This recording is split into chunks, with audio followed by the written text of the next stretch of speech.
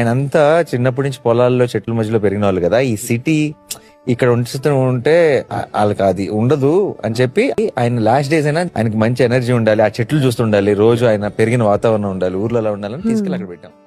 ఒక పీస్ఫుల్ ఎన్వైరన్మెంట్లో ఎంత క్లాసిక్గా ప్లాన్ చెప్పాడు. హ్యాపీగా ఎవ్రీ వీకెండ్ నేచర్కి దగ్గరగా ఫ్యామిలీతో ఉంటూ చాలా చిల్ అవ్వచ్చు. Idea same. నేను కూడా ఇలానే పెద్ద హౌస్ చుట్టూ గార్డెన్, ఆవులు, ఇలా మొత్తం నేచర్లో ప్లాన్ చేస్తే ఫ్యామిలీతో చాలా ఎంజాయ్ చేయొచ్చు.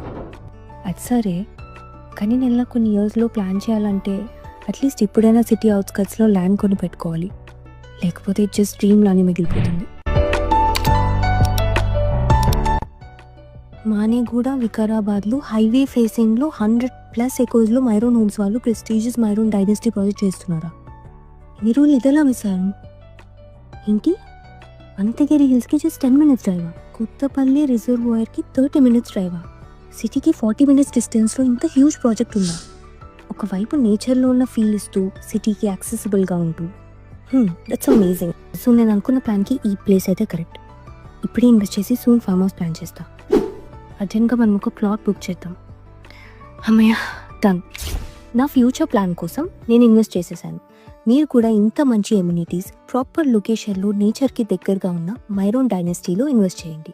ఎందుకంటే మీరు ఇప్పుడు ఇన్వెస్ట్ చేయడం మిస్ అవుతే ఫ్యూచర్లో టచ్ కూడా చేయలేరు.